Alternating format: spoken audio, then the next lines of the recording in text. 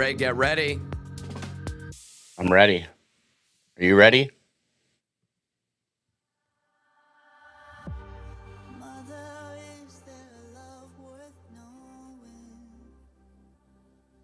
Three. Notes live and go. Welcome to Choose Rich Live, where we start on time. On this show, we always discuss crypto, finance, technology, AI, you name it. We're basically one of the biggest shows on the internet at this moment in time. All 141 of you watching, shout out to all of you. We love you. That's what the young people, the youths are doing right now. They're doing hand signals like this. That's what they're doing. And I'm hip to that. There is a lot of stuff to cover right at the moment. Last night, I did a massive trade. A lot of people took note of it. And I want to say you're welcome to everybody for tweeting about it because of me, people are aping in to these Robinhood NFTs, cash cats at the top. One thing that I'll say, I mean, dude, if you look at top holders, obviously we got to bring on Kaleo again just to chat about these. I mean, this guy is bag working, huh? He is basically the master bag worker at the moment. He is one of the top holders. He has over 250 of these.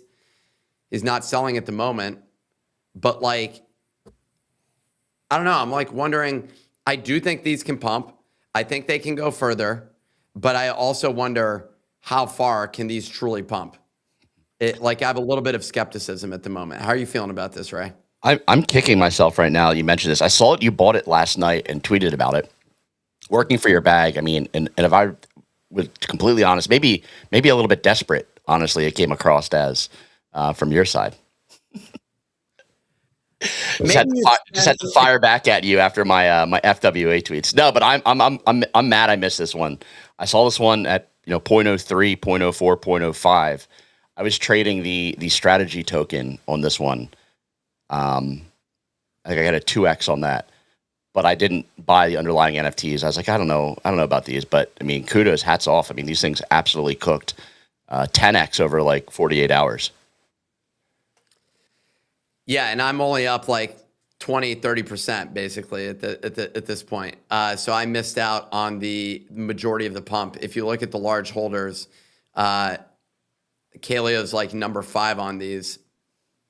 And I'm a little skeptical about how far these go, only because it feels like this is aligned with the meme coins that we saw yesterday. We saw HMM.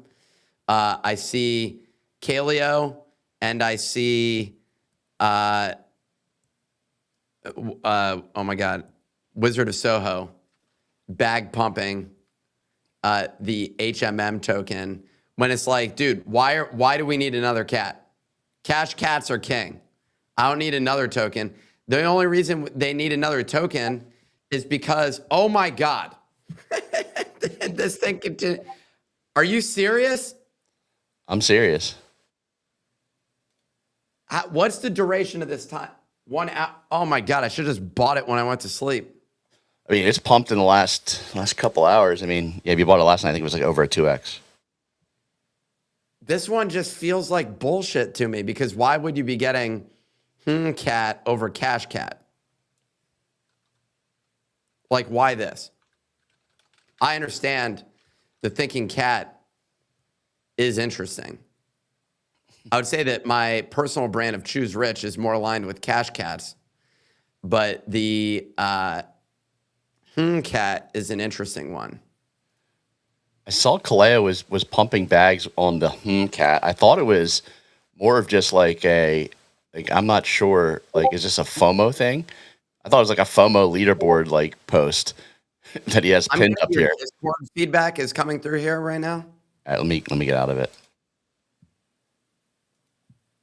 I mean, were you ready, Ray, for this stream? I was. I wish there was a way to just like snooze. So yeah, I saw him share this. He has another one that he's posted where he's made a substantial amount. He's got a heavy bag of thinking cat. I think that this one is now at what, like 200,000 or something like that? That bag that he's holding right there. So he's Yeah. got 14 million tokens. 14 million tokens at 2 cents. That's a pretty hefty amount of money. Yeah, he's got a substantial amount in this. He's got a substantial. 280K. How much? 280K. And he's got his bag of cash cats. The problem here is that you need liquidity on these different things. Like if he were to sell cash cats now, he would be like crashing the floor. Yeah, I was looking at that. That's still definitely got not me. That's 100% you. I'm exited out of Discord at this point. I don't have Discord. I have no idea what this could potentially be. All right. Anyway, I was looking at the offers on Cash Cats because when you have a meme coin, you have the liquidity pool. But when you're looking at these NFTs, like it very quickly liquidity drops if you're taking offers. Like you're not going to be able to exit more than, I don't know, 3 ETH for 30 of them. I mean, it's good. Basically, he's got to get this thing really freaking pumping. Like that's like the bottom line. This thing needs to like absolutely send. And I think the distinction is there's no one who's running this. Like who's behind this project? I don't know if it's the Cash Cat team or if it's somebody else. Because I know the Cash Cat team has like some sort of like market maker connection. They got listed on Robinhood. I don't know if it's the same team running this project. I don't know much about this NFT project. Dude, I just don't think that this is, I don't think it's affiliated. B, I just feel like there are a lot of issues with the ability for this to manifest into something bigger. But who knows? I mean, maybe suddenly this gets like a ton of traction. Yeah, I mean, you have the stonk brokers and you have these cash cats. Stonk brokers, that feels way more meaningful because there's a team that's executing on it and they're building a ton of products behind it. Kind of, but I mean, you also have these projects like Cash Cats where like they're potentially like the airdrop magnet of the chain, if you think about it that way. So remember Hyperliquid and the NFTs that got airdrop for Hyperliquid and how much those were running. I forget what they were called. The cats on Hyperliquid. They weren't like the Hypers, yeah. These had like an absurd run. And there wasn't like, I mean, I guess they came directly from Hyperliquid, but like there's no team or anything outside of vibes on these. Like the floor on these things was like crazy amount of money. $27.50 Hype. When Hype was at $30 or $40, they were like $60,000 NFTs. So it doesn't need to have like an NFT doesn't need to have a team behind it necessarily to hit that escape velocity. Narrative gap. Yeah. Well, there we go. Cash Cats. You know, I'm a member. I'm a member of the group. I own 2 of them. I considered buying a 3rd last night. I didn't do it, but I think that this is an incredible state that we're in at the moment with basically the Robinhood chain.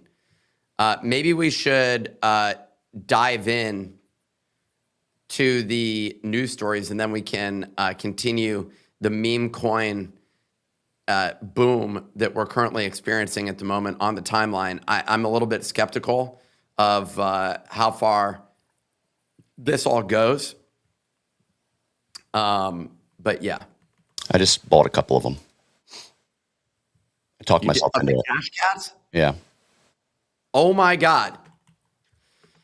Well, I'm glad to have you on board. Yep. I got 2 now. We'll see. What are you holding it to? How far are you looking? 1 ETH? 1 ETH. That's what I'm talking about. That's what I'm fucking talking about, Ray. See, look, we're doing some swings right now, and I feel like I feel the energy right now. It has a lot of similarities to, I don't know, early NFT days that like I'm getting some of those vibes. I don't know. How are you feeling at the moment with all of it? I don't think I've seen the level of on-chain excitement that we've seen right now since like Blast, maybe early Blast. I don't know if we're all the way back to that crazy level of 2021 NFTs.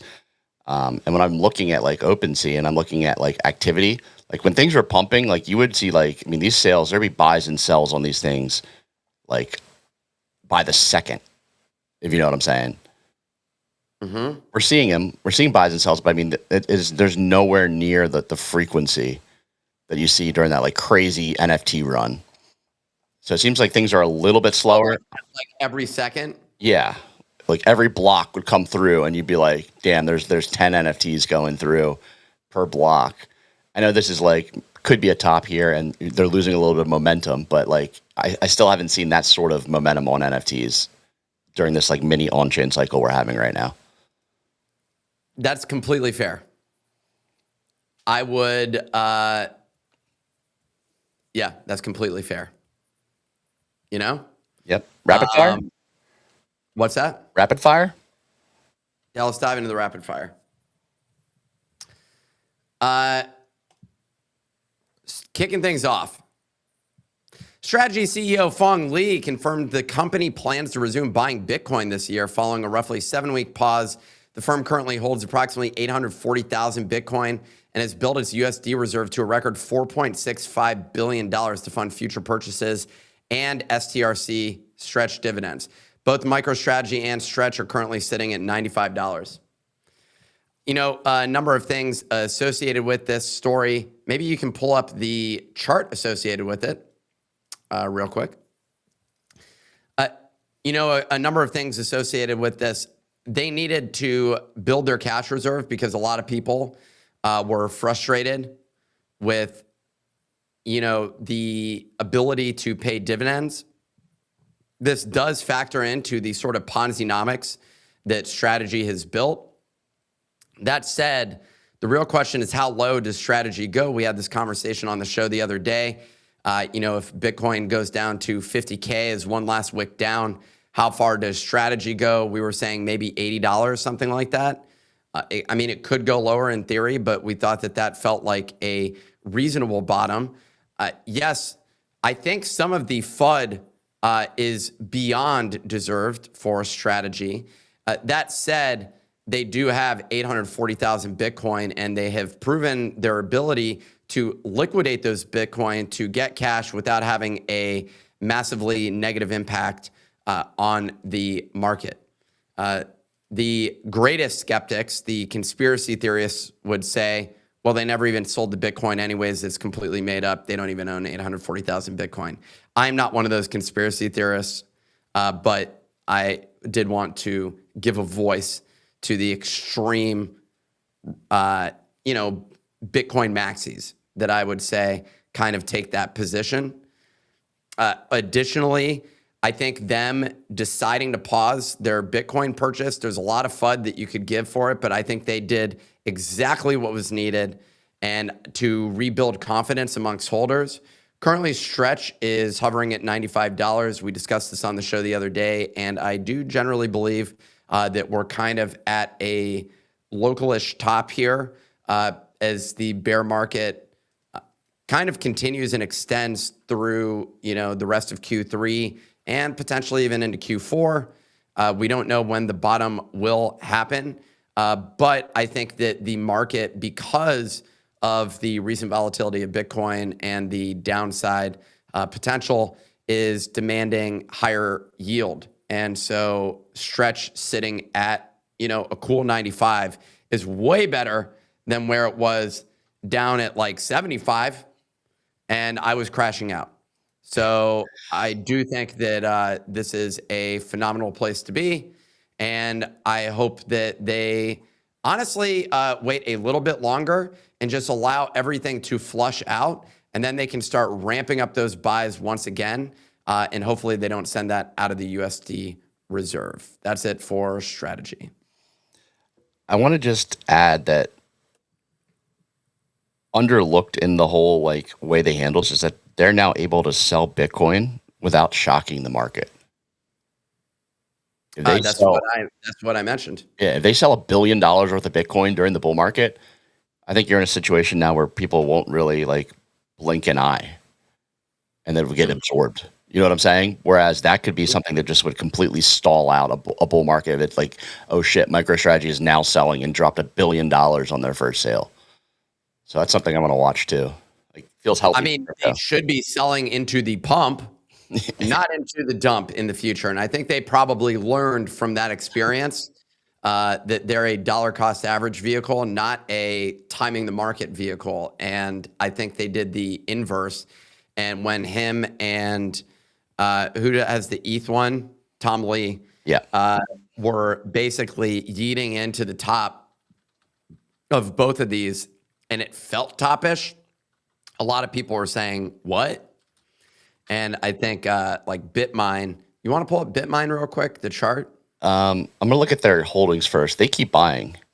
They haven't really sold it, and they continue to buy. They have 4.5% of the ETH supply with a target of 5% is what they're looking at acquiring and basically staking that all for yield. Here's the Bitmine chart dating back. This is the daily. So we saw the huge pump June, July of last year when we saw the corresponding ETH pump, and it's been down only and pretty flat now. Can you zoom in on that most recent portion, though? I'd like to see what we're looking at here. What was the bottom? $13. I mean, maybe interesting.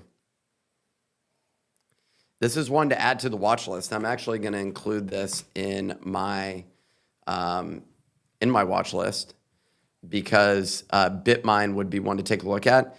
We'll dive into the charts later, but SpaceX up 8.5% today. Pretty wild. Yep. Next story. I will do that. I'm just BMNR. I'm just adding this to my watch list. And there we go. Next story in the land of crypto policy. The SEC has scheduled an open meeting for August 14th to propose its first formal crypto rulemaking. Under Chairman Paul Atkins, dubbed Regulation Cryptos, the Clarity Act remains stalled in the Senate with polymarket passage odds sitting around 14%. Now, I want to speak about this for a moment because a lot of other countries have just stepped up to the plate and have begun passing legislation. The UK came out with a policy that they're rolling out and are involved with encouraging people to transition to crypto in the financial space. And then Putin came out with an entire thing and an entire policy shift in support of crypto. There's obviously incentives for them to do that because they are currently under global financial restrictions enforced by the US government. And they would definitely be attempting to use crypto as a way to skirt some of those regulations. But I think simultaneously, a lot of these governments are realizing that this is a phenomenal way to potentially even just continue to exchange. And one of the other things that's interesting is they could simultaneously print money while exchanging in crypto. Who would have thought? And I think that the Clarity Act, as we saw the former OC actor, Ben, whatever his name is, Ben Idiot, basically came out just kind of dunking on the overall Clarity Act the other day. And I think that there is, he's fighting an uphill battle that's short-lived. Inevitably, we're going to have to pass this. And right now, we were positioned in a place where we could have been on the forefront of it, and now we're not. And now other countries are beginning to catch on.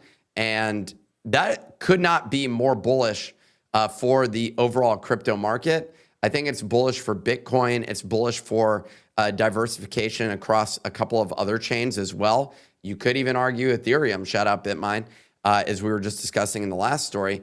But there is a lot of global momentum towards crypto regulation by a lot of other countries.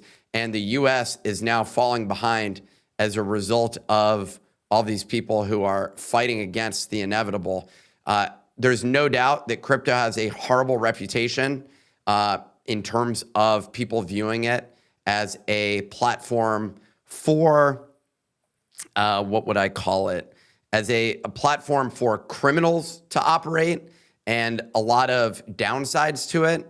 But ultimately, if you want to offload it to US dollars, you still need to use centralized exchanges and places like that. So that's what's going on at the moment. Over on the SEC side of things, while the Clarity Act remains stalled, eventually we're going to get there. The fact that it's 14% right now, I guess by the end of the year, I don't know that I'd be buying this, but I feel like it's inevitably going to pass. Yeah, if it doesn't pass before midterms, I don't see any shot it passes. So it's really just like you really have a couple month period. And as it gets closer, I think it's going to be held off because it's becoming a partisan issue, if it's not already a partisan issue. Which is kind of crazy because like the people like Ben are like, Trump's so corrupt, we can't pass crypto legislation. It's like the crypto legislation goes to like help battle corruption. It gives you the guardrails to stay within or outside of, and like it just doesn't make sense. And they're going to be stuck with the SEC, which is now basically saying we're going to be building this out on exemptions rather than enforcement. So I'd argue that it could have the reverse effect for what people like Ben are asking for, where you have more scammers that are potentially taking advantage of people because the rules are unclear. Ben's an idiot. Whoever posted that video, though, and stole it from other social media platforms genuinely benefited from that, as they were getting, quote, tweeted and embedded across X, a platform which has seen its revenue decline as the product has effectively worsened. But yeah, I don't know. It's kind of a crazy. They need to get their freaking act together. That's all I can say. Should we dive into the next story?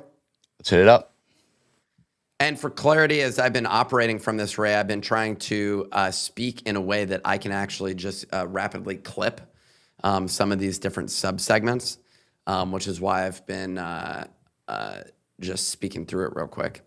But at the end, let's still chime in and talk about it. I'll let you go. Next up, equities in crypto pulled back this morning ahead of today's CPI print before recovering after the data came in at expectations, with market odds of September rate hike falling following the release.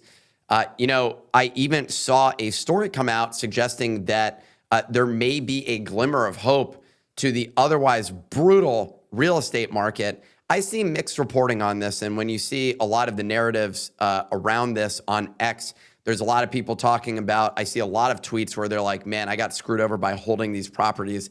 And then I have friends who call me and say, I need to be thinking about buying real estate. And so I see a mixture of these things. It depends on where you're operating, whether it's in single family homes, vacation rentals, et cetera.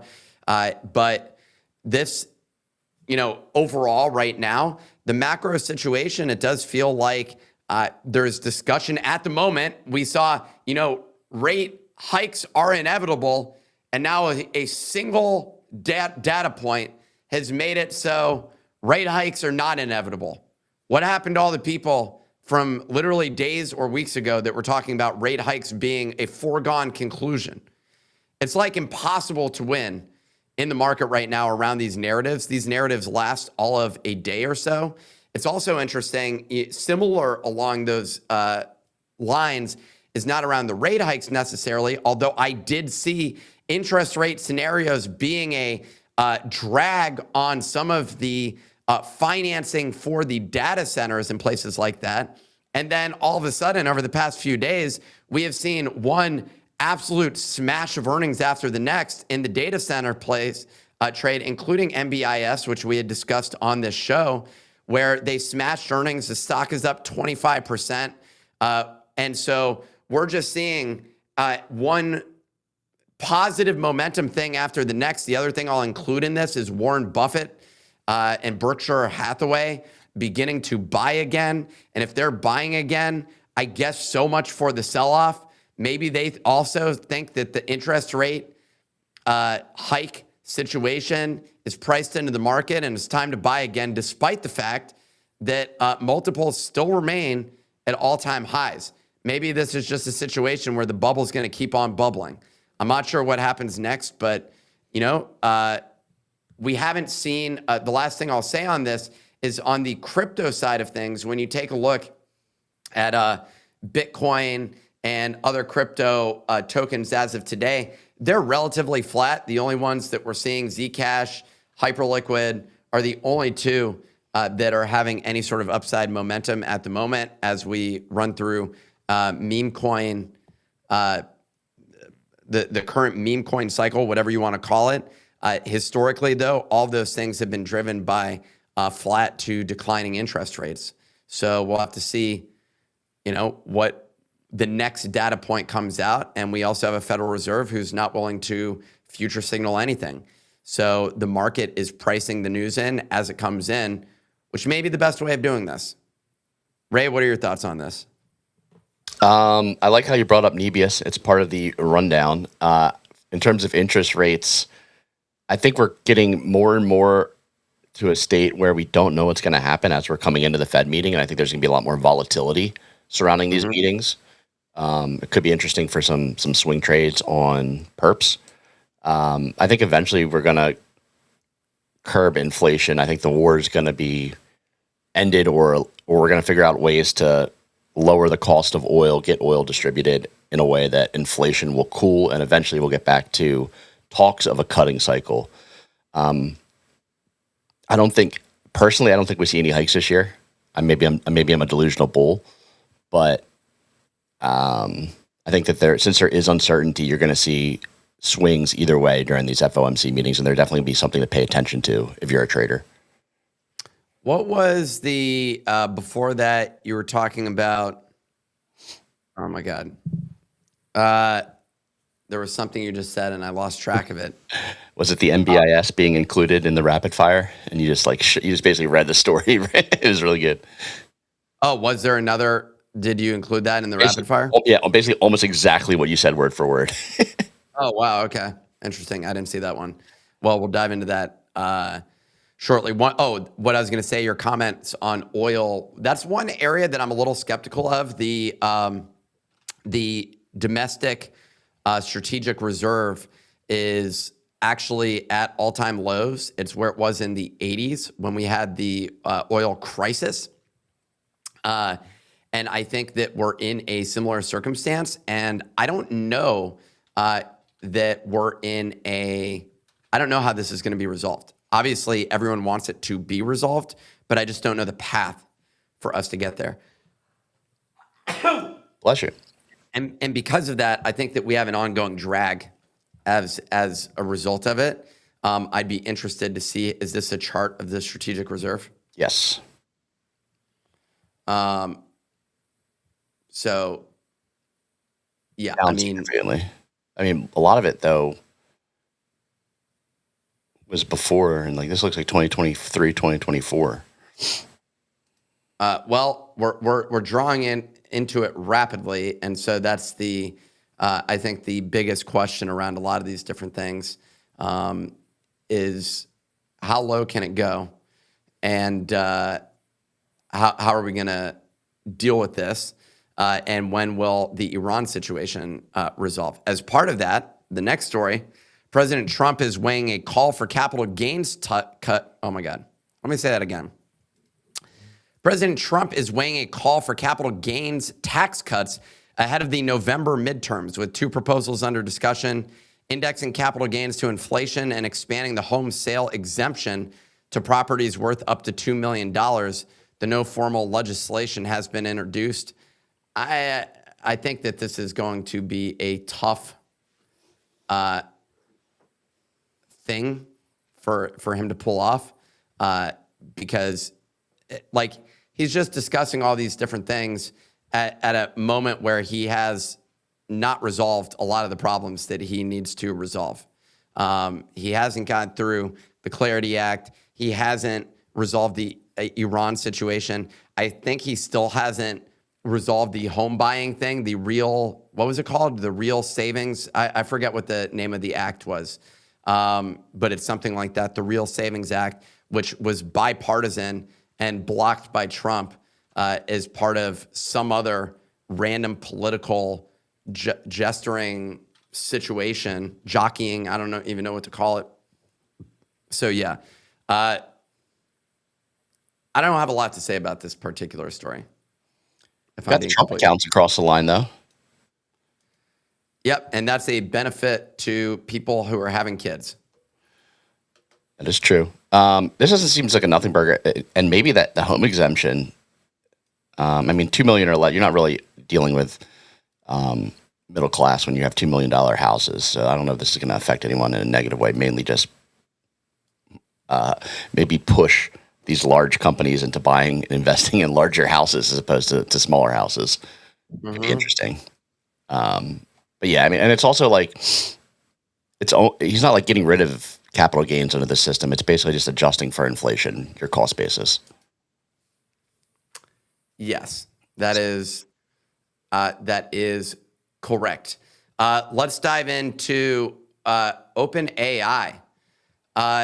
Over at OpenAI, longtime COO Brad Lightcap announced he's leaving after 8 years to start something new, and the company's sole ethicist is also departing with no replacement named for either role, adding to a wave of senior exits ahead of OpenAI's IPO.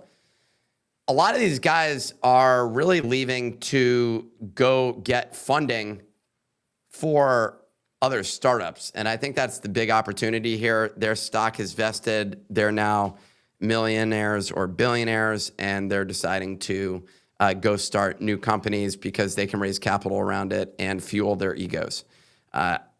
Or there's something that they're just genuinely interested in that they're not able to pursue within OpenAI. Shout out to Brad Lightcap. Shout out to the other employee senior exits that we've seen. I'm not sure where this sort of ends up, but Anthropic doesn't have as many announcements like this, to be clear. That is one thing that I think is fascinating, but OpenAI has been around for longer than Anthropic. In fact, Anthropic was spawned out of OpenAI. So we'll have to wait and see how this plays out. I mean, Sam Altman, I wonder what the dynamics are inside of OpenAI. I know other people that work there, and they seem to be excited. So I think this may just be, long-term, long-time employees who have been there for a while. I'd be excited too if my shares are about to IPO and vest. Yeah, I mean, what these people are really doing is the next announcement is going to be the vacation. Big announcement. I am in the south of France at the moment on a yacht. Exactly.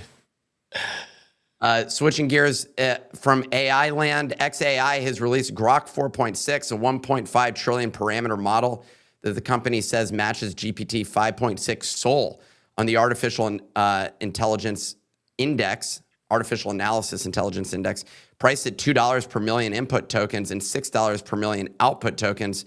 I'm not sure how that compares to GPT 5.6, but if you go to the artificial analysis chart, is that what it's showing here? That's what it's showing right there. I mean, that's pretty incredible. If you go to artificial analysis, can you pull that up specifically and pull up some of those charts to show how they're stack ranked? Also, additionally, Grok rolled out their new software. Did you download that app, Ray? I didn't. It's their competitor to OpenClaw in desktop and mobile form, artificial analysis. Here we go. Where does the Grok? There it is. I think that's it right there. Yep, right here. I mean, they're playing catch up right now, and they're apparently Caught doing up. a very good job. I mean, they basically released Fable at this point. And that was like such a big undertaking, scary release, super mega AI model 1 month ago. I mean, it's pretty wild how far all of this has come. I also saw commentary from a gentleman who's on both X and YouTube who was kind of talking about that AGI is not going to happen through these LLMs. I don't know if I agree or not with that, but a lot of people have been, I've been experiencing it myself on the development side. I switched most of my development over to OpenAI over the past 2 weeks, simply because GPT 5.6 was better. I think there's also an element of this where the harness that you're using is the key element of how this all operates. And that has a lot more to do than just the underlying model itself. And that harness is the key thing that enables all of these systems to operate properly. It's what are the loops that are being created that control those outputs. I'll be really interested. What I would like to test this with, and what I downloaded, was the new Grok. What is the name of the product that they released, Ray? It's like the Grok for Business, or like the Grok Teams thing. Well, that's not the name of it. I don't know what you're talking about. I don't know what you're referencing. If you, Grok Image? No, man. Hold on, dude. Grok Bot? Man, iPhone and Mac app? Bot. There you go. Grok Bot. There you go. So Grok Bot is a OpenClaw competitor that just has a desktop app where you can spawn all these different agents, and you can create specialized agents. I started testing them out to clear my inbox. I didn't finish the task. I moved on to something else that I was working on. But I think that Grok Bot is an interesting product. Square just released their version of it. And I think generally what we're seeing at this moment in time is a transition there's two categories of work being done. One is the sort of software development side of things. OpenAI decided that they were going to consolidate their Chat GPT app into work and chat. And the work element of things is really focused around software development. However, I do believe that what we're seeing with Grok and what we saw with Square, I'm blanking on the name of their product that they released, that basically these different apps essentially enable work-specific agents that are not just software development. So people are going to begin building out some of these custom agents. And so really, frankly, a way of getting work done at this point in time. And it makes sense because there's a huge audience of people that are willing to pay for software SaaS products. And I think that this is effectively cannibalizing a large portion of the SaaS market. It's a very narrow portion of the SaaS market, but it's also tools that are built on top of a lot of those different SaaS products. So having agentic workers within your business makes a ton of sense. And now that Grok has built their Fable, competitor here, and their GPT 5.6 Soul equivalent, they've made a huge jump.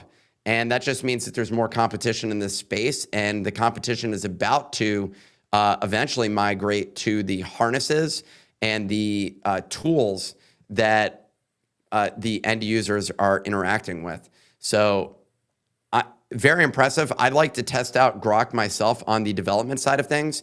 The fact that they now own Cursor, who was involved in this new product, means that they are positioning themselves very rapidly to compete with Anthropic and with OpenAI. And suddenly their market cap looks very interesting, because in addition to being able to compete with OpenAI and Anthropic rapidly, they're in a position where they own a lot of other comparable assets. And best of all, they're licensing out and renting out a lot of their data center work. So they're ahead of the competition on the data center side of things. They're making margin off of leasing to Anthropic. So suddenly, I actually think SpaceX went from this is a questionable thing to becoming a much more competitive investment opportunity with the XAI side of things. So, I mean, this is very interesting. What's the total market cap that we're at right now with them? 1.9 trillion. Yeah, it's almost 2x what Anthropic is. But between that, the satellites, and everything else, this is actually setting up for them to become the ultimate megacorp.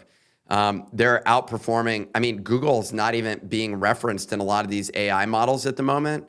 And so I wouldn't be surprised if XAI did some distillation to get this across the line to create this model, but they're also acquiring a lot of talent in this space.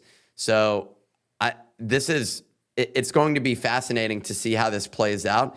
And the fact that they own Cursor, I think, rapidly positions them as a competitor. And what's best of all of this, if you're a developer, you now call it, I don't know what Grok's cost is for these Cursor models is going to be, but I'm assuming at $200 a month, you now have at $600 a month, you now have ChatGPT, their version of Codex that they have. You have Claude Code, and you have Grok, and you could probably just rotate through those and really build some powerful software at the moment, and that's game changing. So shout out to XAI and Grok on catching up here. I'm impressed. What is this one that you're looking at? The cost being cheap as well? Cost per intelligence index task. And Grok is actually fairly well positioned here at 84 cents. You have the higher Fable models at $3.14, $2.34. Opus 5 at highs at $1.80. So Grok's less than half of that in terms of cost. It's pretty crazy. You know, what's the cost? Do they have Haiku there on that Anthropic model? No, that's Sonnet. 22 cents for Haiku, 4.5. But what's crazy is what's the cost on, so I think the crazy thing is this is fulfilling a very interesting gap where you could basically do a lot of your AI logic that you want to do route through some sort of workflows to enrich things through Grok at this point in time in a more cost-effective method, yet still get an intelligence level that's far higher. And that's something that's pretty wild. And the thing that I'd like to see with a lot of this stuff, and which I'm doing right now, when I go create a pull request on some of the software that we're building, I'll go have, if Claude built it, Codex reviews. If Codex built it, Claude reviews. And I have them reviewing each other, and they end up coming to generally an effective settlement where they say, hey, this looks good. And that process is now coming down exponentially. So very exciting times for software engineers, and it's going to be very exciting times for workers who are taking advantage of a lot of these AI tools. Very cool. Next up, Stockholm-based vibe coding startup Lovable closed a $400 million Series C. I saw this earlier, $13.3 billion valuation, more than double its $6.6 billion mark from December 2025, with Menlo Ventures and a bunch of people participating. I saw a lot of venture capital firms participating, including Excel Ventures and a lot of Silicon Valley people.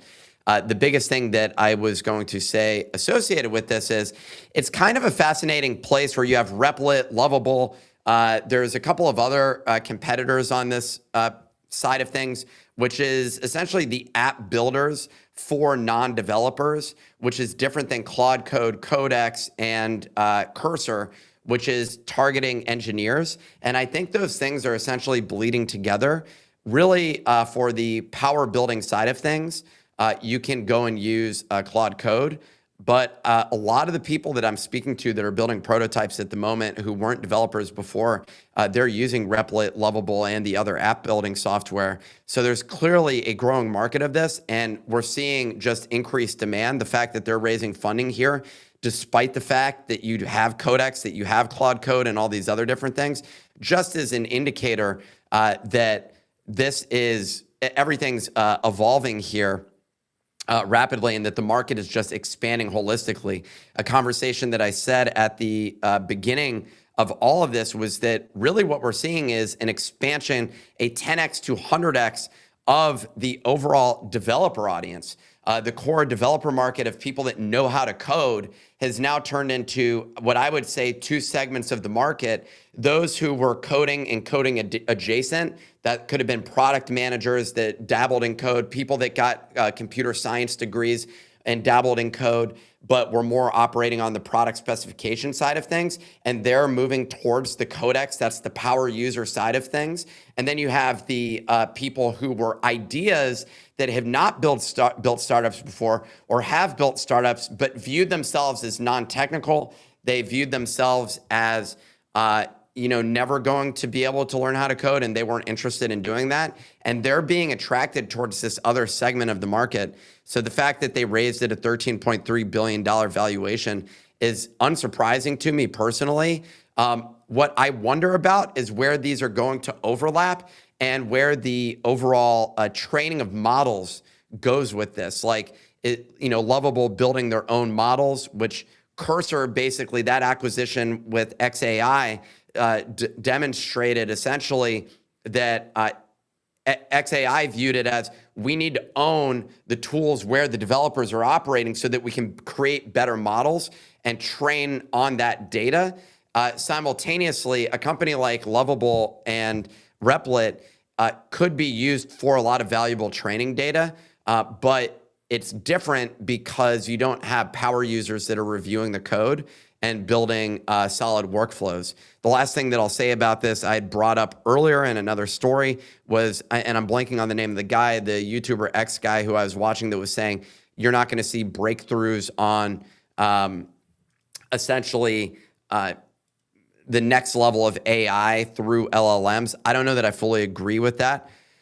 But what he also said during his video was that a lot of his code has become trash, and he's just accepted that. And I think that's just because he hasn't necessarily structured his coding process properly. What I've been seeing, and we've been seeing internally as I've been working with Easy, is, and I go in and I dive in and I clean up some of his UI stuff, and I'll review his code actually with some of his administrative platform stuff that we've been building to just make sure that it aligns properly with what we've built. And what we've instead done is we've built just rules for agents that has resulted in better code quality. And I think that that's something that you can build. And as we're seeing with the pricing here, the code cost is going down. So I think the cost of reviewing and ensuring that quality code gets out the door is coming down as well. So it's very exciting what's being done with companies like Lovable, with Replit, and then also simultaneously the overall cost coming down is insane. So yeah, very exciting times in AI land. Was there anything that you wanted to add to that, Ray? No, I think you pretty much hit the nail on the head, and I think you do a good job cleaning up the code that gets put out there. I think you're somebody with a technical background who has been coding for a while that understands patterns that the average retail user does not. So when they're using these programs like Lovable, et cetera, it's doing the heavy lifting on that side to make sure things are set up properly. Because if you're doing spaghetti code over a number of different agent sessions on the same repo without the right harness, without the right MD files, you're going to have some weird output and some issues down the line. Yeah, inevitably that happens. We've seen that on the UI side, and then we've seen it. The UI side is 100% where that consistently happens. And I think we're going to see a lot of agents get trained on the front end side. And then the other area where we've seen a lot of this is on the, where I've seen it internally, is really with a lot of the back end code.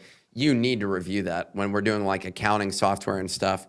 You don't want that to be just like, you don't want the agent to just do it and to yeet that code into existence. So anyways.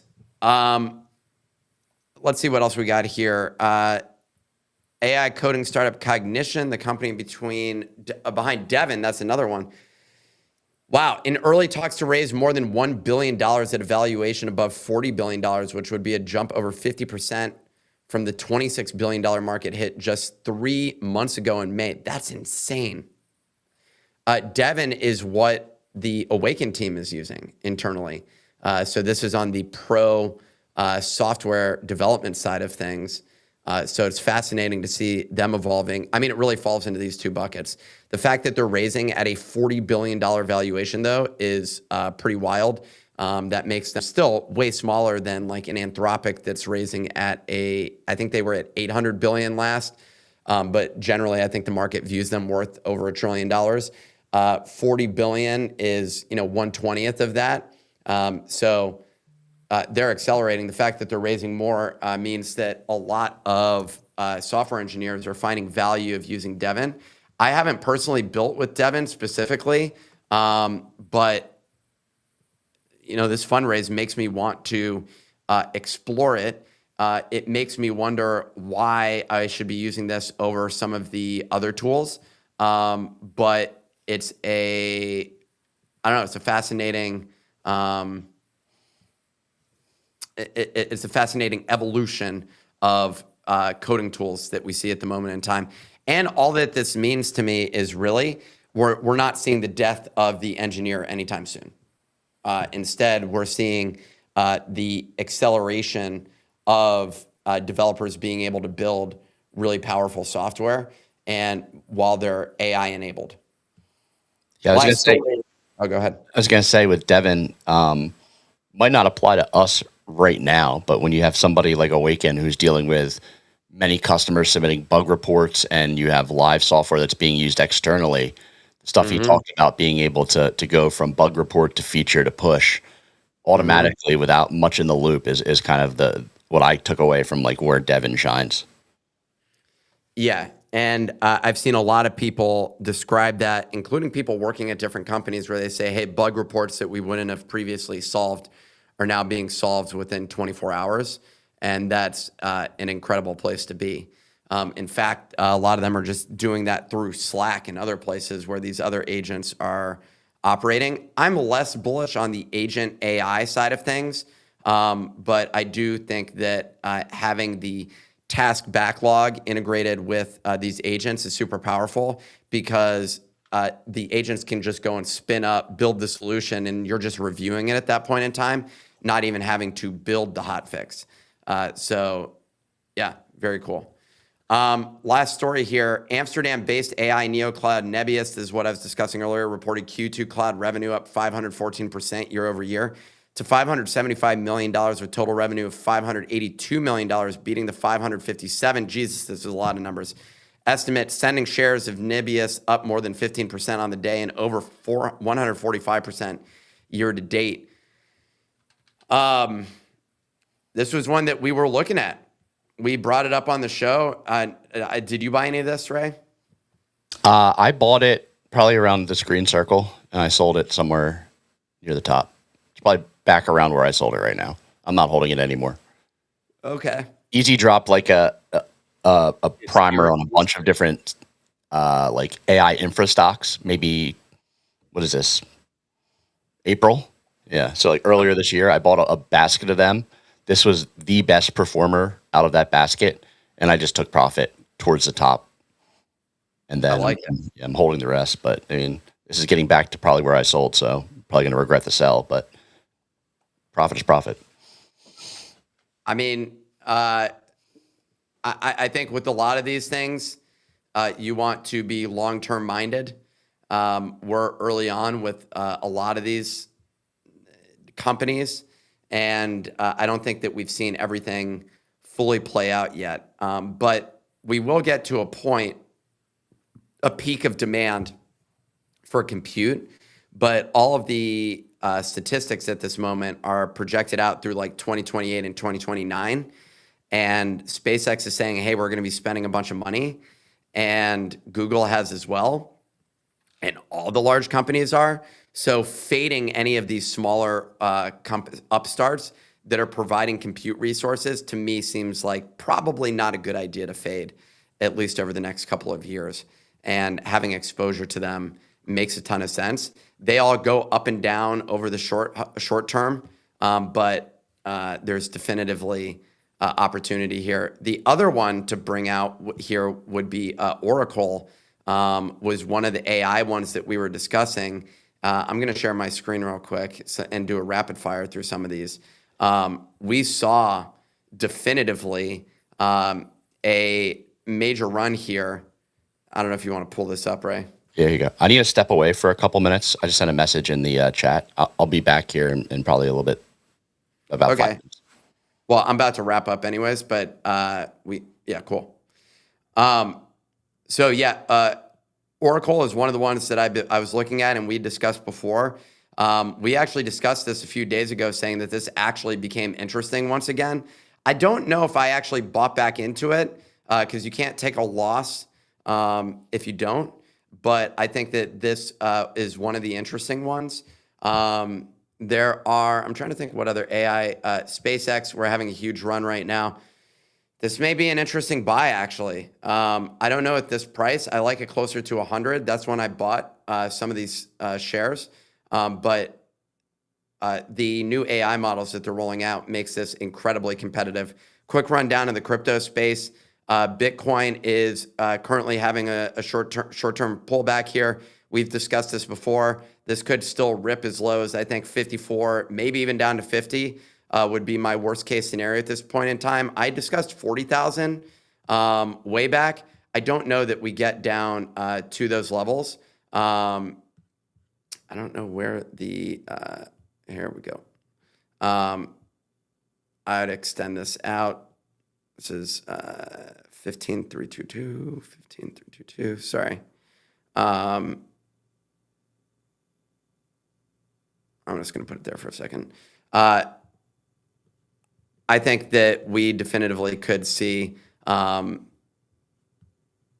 more pullback here, but who knows? I mean, we're in just choppy territory at the moment. One that I discussed the other day on the show, and we discuss all the time, is MicroStrategy. Right now, this is having a beautiful pullback. We're in the, I was saying that we could definitely get a pullback here down to 90. We're just in the sideways chop. We've been here since the beginning of July. We're now halfway through August. I think there's opportunity here. This is one that we've been owning. We rebought more of this, Ray and I, on the show of Micron, down when it wicked down at 755, 750. This is one of the most undervalued ones relative on a PE basis. SanDisk seems to generally get more upside on the average day to day because I think a lot of consumers are more familiar with SanDisk, so they go buy in there. Intel and a lot of the tech stocks are up on today's news just about demand. There was a huge pullback. I still think that these are interesting stocks to buy at this moment in time, and I could see easily us surpassing Micron at 1,200, and I actually genuinely would view this as a run up to 2,000 would not be unheard of for me. So those are some of the stocks that I'm looking at.